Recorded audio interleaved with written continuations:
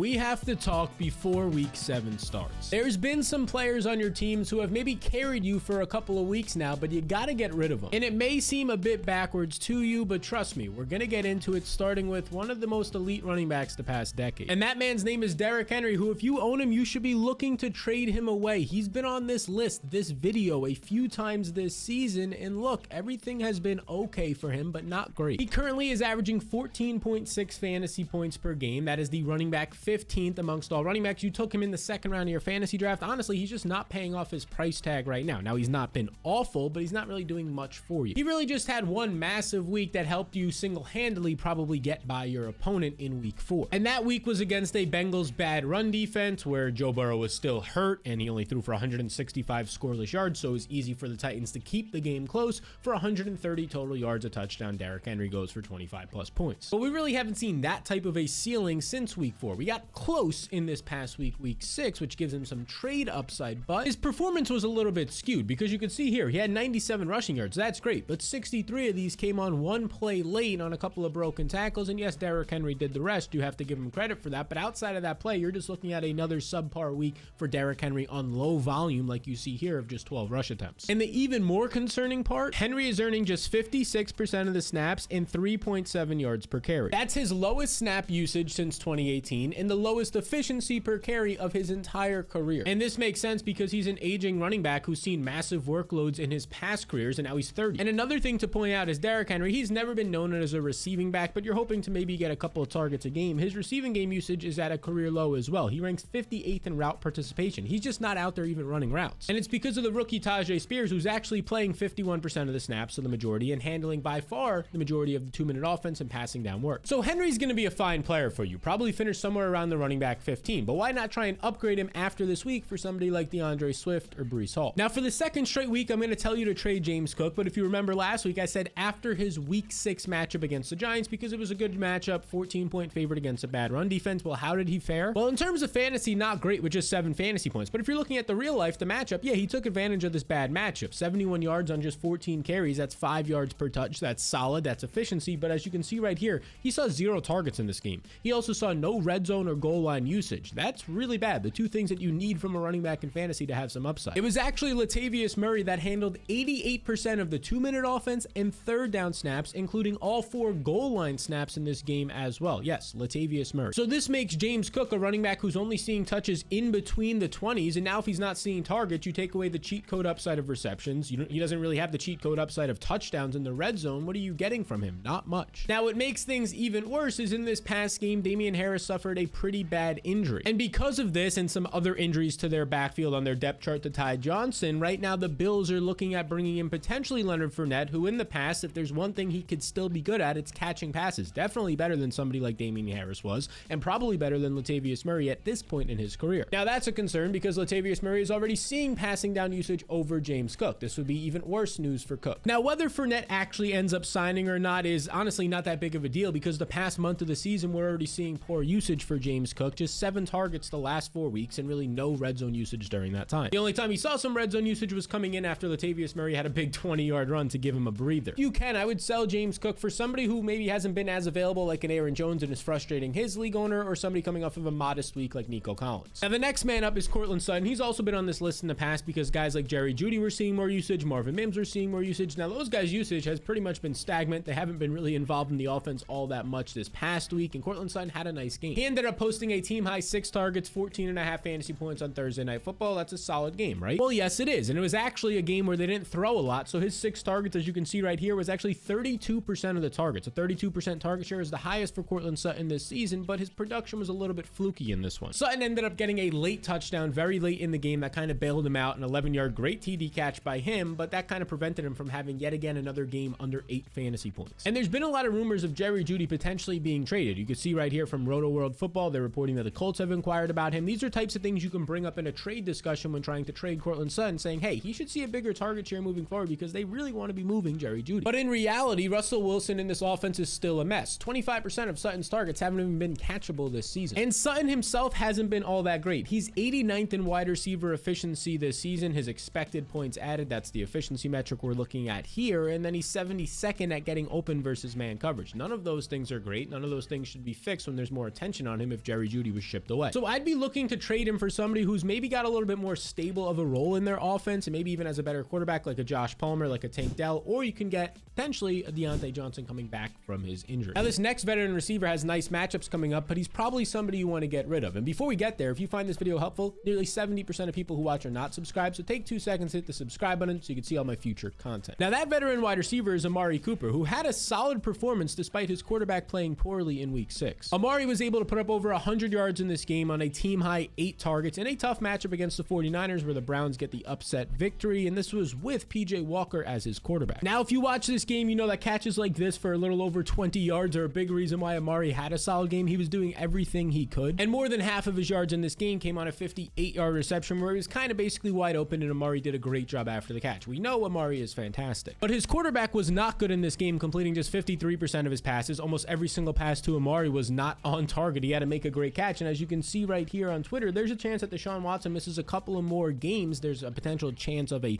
tear deep in his shoulder right now that he's dealing with, a strain that's deep in there in the rotator cuff. So these are types of things that can keep him out. He's not going to play until he's 100% healthy. And look, if that's the case, the backup quarterbacks haven't been great. You had the Dorian Thompson-Robinson experience on short notice. He goes out there. Amari has just 1 catch on 6 targets with him. And then, of course, this past week where PJ Walker does not do all that much, 192 total yards out there, 5.3 yards per attempt. Not good. Amari has 108 of those, but that's not going to happen every week. The one thing that Cooper has going in his favor is just his schedule is about to be fantastic. Great matchup against the Colts. Great matchup against the Seahawks, the Cardinals. These are 3 bottom 5 secondaries. Then a tougher spot against the Ravens, but then look after that. Steelers bottom 10 secondary. Broncos easily one of the worst defenses. I mean, literally, he's going to have 5 out of his next 6 matchups against bottom 10 secondaries. Obviously, this is fantastic. But the big question becomes, is Deshaun Watson, if he plays, is he going to be fully healthy? They said they're going to wait for him to be healthy, so is he even going to play sometime in the next month? Now, maybe a report comes out and he's going to play as soon as this week, which would be great, and then maybe you don't have to trade him. But depending on your team's situation, if you need a win, this could be a spot to sell high for a couple of assets for Amari Cooper. And I'm not saying to sell absolutely low on him. If you want a 1-for-1 replacement, there's some guys after Amari had a nice week, you can probably buy low right now on guys like Devonta Smith, who haven't done too much over the past month in terms of production, but are still seeing volume in a very strong offense. Now, this next running back was seeing good volume in an offense that I wouldn't consider strong, but it's gone away the past 4 weeks. And that would be Brian Robinson, who for the first 2 weeks of the season had good matchups against like the Denver Broncos that everybody has had a good game against on the ground. Yeah, so did Robinson, but since then we haven't seen much from him. And a big reason for this is the Commanders have been trailing more in games as Sam Howell has struggled in some of those. They've overall faced better opponents, and you're seeing more Antonio Gibson in passing down situations. And this is exactly what you've seen the past 4 weeks. Overall, as you can see from the sample, Gibson has played 48% of the snaps. Now, he's not involved on the ground. Look at this, just 15% of the carries, but those snaps are taking Brian Robinson directly off the field in very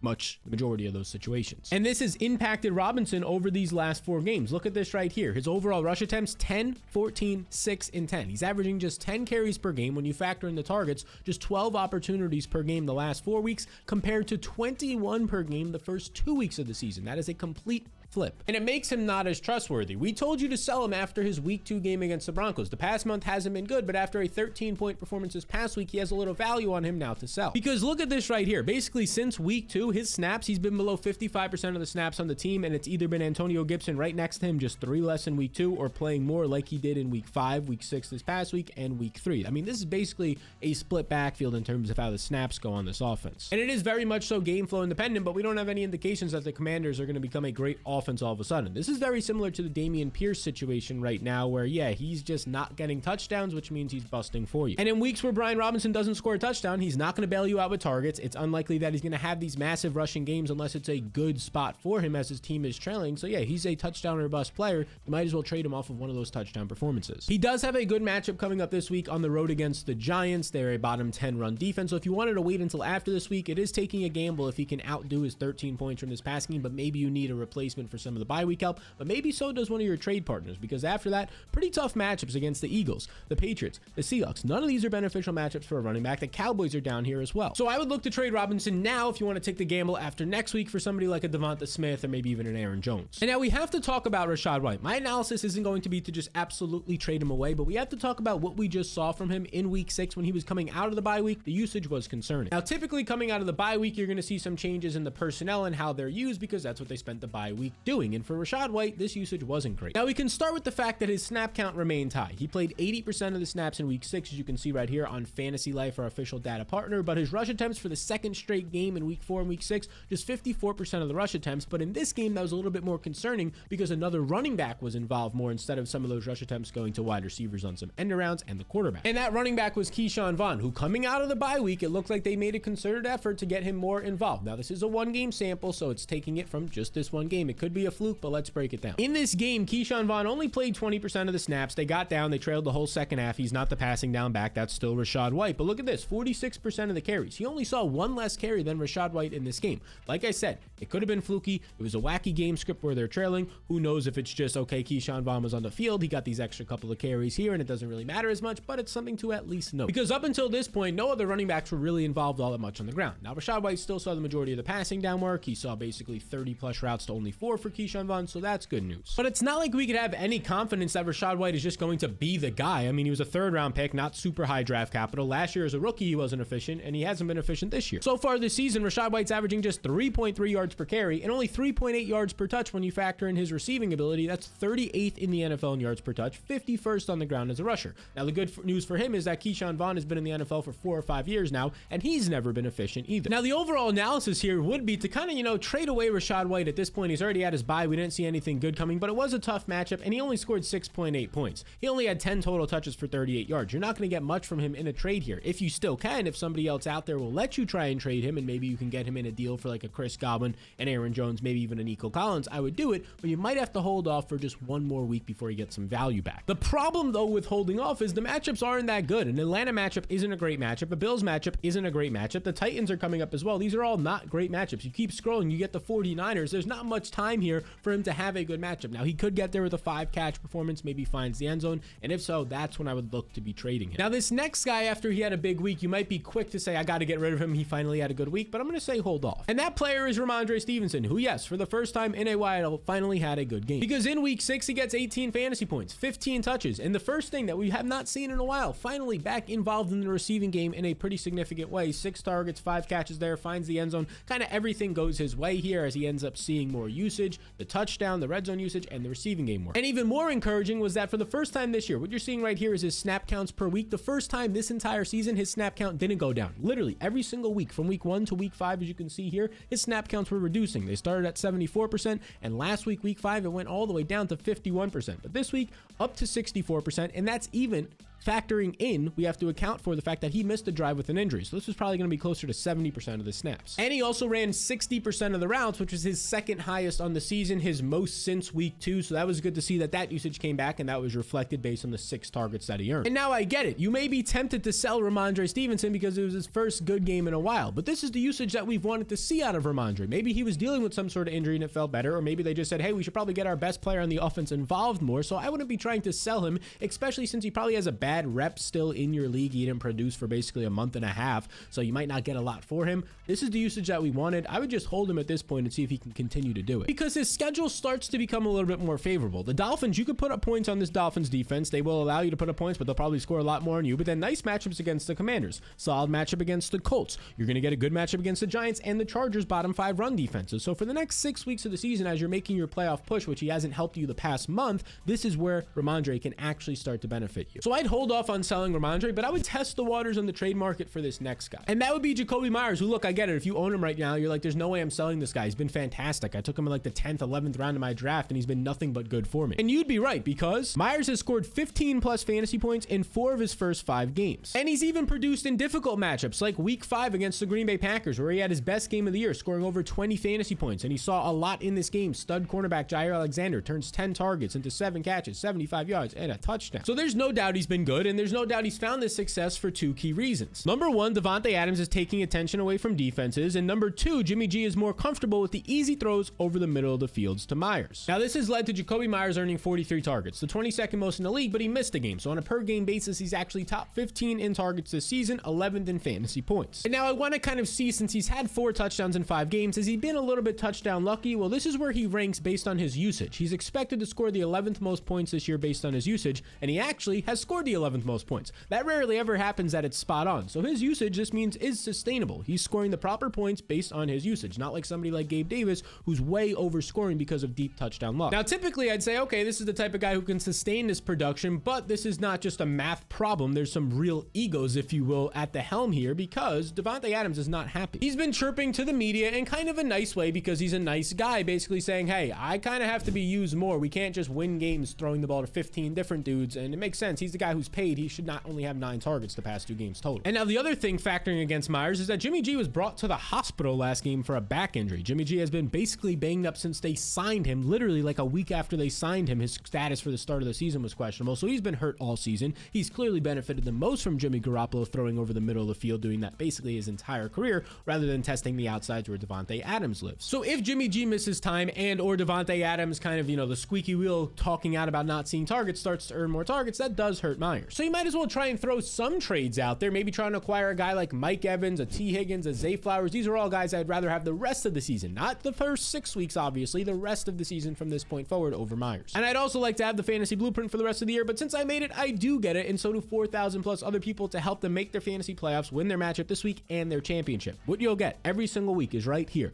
Monday through Friday with updates during the week, waiver wire tiers, rest of season rankings, projections and rankings on Thursday, game-by-game matchup notes on Friday, everything you need to smack around your competition this week. Here's an example of a previous game-by-game matchup notes. You can filter it by position as I do right here. You can just scroll through. It basically shows you what the player's usage has been this year, what their offense versus defensive line advantages, yards before contact. If it's a wide receiver, you'll see your wide receiver cornerback matchups, tight end and linebacker and safety matchups, everything you need to know exactly who should be putting into your lineup. This is just one small piece of the puzzle. Now, getting the blueprint is extremely simple. You just scan the QR code on the screen or click the link in the description below. And here's the deal. Here's those 2 simple steps you'll see, and then if you don't make your fantasy playoffs, I'll just refund the $5. That's right. It's only $5 to begin with for the entire year, so not a major investment on your part. And if you don't make your fantasy playoffs, which is your goal of buying this, well, I'll say, okay, that's on me. I don't care if there's an injury. That's on me. Here's your $5 right back. So to get access to your fantasy blueprint today and join the thousands of people currently using theirs, well, just scan the QR code on the screen or click that link in the description below. Now, the next wide receiver I'd consider trading would be Drake London, who, look, he's taken full advantage of Desmond Ridder for the first time in his career, having back-to-back 300-yard games. This is why you've seen the great performances, like in week 6, the best game of the season, 9 catches, 125 yards, 12 targets, a season-high 12 targets, a great game for Drake London. So he's had strong performances these last 2 weeks, 15 points last week, basically 25 points this week, but this is not the offense they want to run. They're still built to run the ball first. They don't want Desmond Ridder throwing 47 times like he did this past week. Why? Well, because they lose the game when that happens. I know they were trailing, but he had 3 interceptions, including an end zone interception that basically lost them the game at the end of the game when they were trying to tie it with a 2-point conversion if they would have scored. Now, don't get me wrong. London is a fantastic player, a top 10 draft pick last year. I liked him last season. I liked him this season for fantasy, but based on what we're seeing right now, look at this. Yards per route run, his efficiency, 66th in the league. Part of this is his quarterback and his offense, but it's just not good for him. And he currently ranks 36th in wide receiver usage, which is about in line with his 38th ranked in fantasy points, and 38th ranked in fantasy points isn't good. That's taking into account him just scoring 25 points. That's how bad or average his season was before this. And I say bad relative to the fact that a lot of people took him in the 4th, 5th, or 6th round of their draft. You were hoping that he'd be better than like the wide receiver 40 in fantasy. Now, the Falcons are going to be projected for their next 6 games to be in 1-score games. So that's something that you keep the game close, which means they'll want to run more. You can see all these matchups against the Cardinals, the Jets, the Saints, games where they can keep the game close, potentially even win, have a lead, and run the ball more. With the ultimate goal of having Ridder not throw 40 times, which would mean less volume for Drake London, I'd at least throw some trades out there for him. Now, this fella right here with the Jets, who are going on bye this week, and Garrett Wilson, he's somebody that even entering the bye week, he's obviously not going to score you points. I think I'm holding him. I'm not trying to sell him right now. Maybe you even want to buy low on him as he enters the bye week for some managers that can use a replacement. I actually like Garrett Wilson right now. He earned 12 more targets in week 6 as the Jets upset the Eagles. He turns that into 8 catches for 90 yards, a nice 17-point day, and this is with Zach Wilson being his quarterback, yes. Wilson now ranks top 10 in wide receiver usage the past month, and on the season, he's actually top 5 in cheat code targets. He has 8 deep targets and 9 red zone targets, 17 total cheat code targets. And this is his usage the past month. Since the Jets are trailing pretty often, he's running a very strong 37.5 routes per game. I mean, like the average receiver is going to run 30.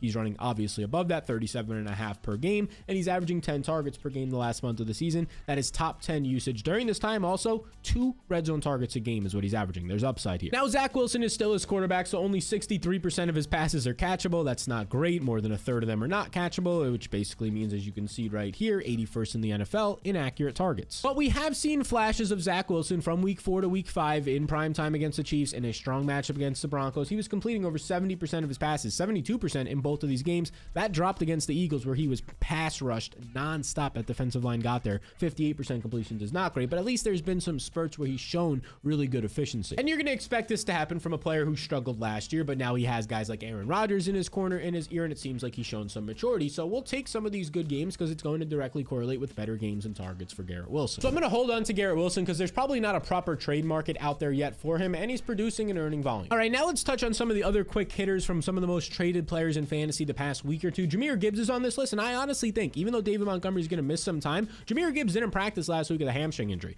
He might not even be playing for the next week or two. So you might as well take as much positive press as you can get for Jahmyr Gibbs since Montgomery is out right now, and go ahead and try and trade him. Now's the time to do so. Say, hey, David Montgomery's hurt for the next at least probably 2 weeks. Here's Jahmyr Gibbs, who last time David Montgomery was out was the full workhorse back. A player that I was totally wrong about, and I don't think many people saw this coming, in Adam Thielen being a top 3 wide receiver in fantasy through 6 weeks of the season. Yes, he continues to be somebody that I say, you know what? I know he's been fantastic, but if you told me from the rest of the season on, I would not say that Bryce Young and Adam Thielen will continue this hot stretch. I would say that he'll probably finish over the next, let's say, 10 weeks of the season outside, if I had a bet on it, the top 10 wide receivers, just given all the talented receivers in this league, guys coming back from injury in a couple weeks. Cooper Kupp just returned from injury, right? So I would say, try and shop him, see what you can get out of Adam Thielen. And now this is how good he's been over the past month of the season. As you can see from my tweet here, only Jamar Chase has more targets than Adam Thielen's 57 targets the last month of the season. So yes, that's clearly well over. He's averaging right now over 12 targets per game. If you wanted to trade him, I think you can try and look at places like Puka Nacua coming off of a low production game, but still earned 33% of the targets, or maybe even a Saquon Barkley coming off of a massive 29 opportunity game, but he didn't find the end zone. Now, another potential trade piece on here, Zach Moss. He'd had 17 more points this week because he caught 6 balls. He found the end zone, but he saw a lot less snaps, with Jonathan Taylor seeing more snaps. Taylor's probably going to be the main guy going into next week. This is probably your last week to get anything of decent value back for Zach Moss. If you want to hold on to him, saying maybe Jonathan Taylor gets hurt, maybe they ramp him up too quickly, I think that's completely fine, but this is probably your last week to get something significant back for him. And now another quick hitter is Kyle Pitts, because he's been producing as of late. He finally finds the end zone. He puts up 14 fantasy points, but outside of the touchdown, 4 catches, 43 yards, 6 targets, not the craziest of games, in a game where, by the way, they threw 47 times, he only earned 6 targets. I would still try and be selling high on him, because Jonnu Smith is running the same amount of routes and actually earning more targets and has been more efficient than Pitts this season. So I'm selling high on Drake London, like we said, and definitely, in my opinion, Kyle Pitts if you can get anything for him. So now these are the players you should trade away before week 7 begins, because you can just recoup a lot more value for them, and maybe they haven't been sustainable. You might as well get a stable asset. Now, who are those stable assets? Well, we mentioned some of them in this video, but this video right here is going to show you exactly who you should want to target in trades this week, and maybe trade away some of these guys in this video for. Now, if you made it to the end of the video and you're one of the nearly 70% of people who are not subscribed to the channel, clearly you liked the video if you made it this far. Make sure to hit the subscribe button. It takes 2 seconds to double check and allows you to see my future content, as well as helps me out. Appreciate you.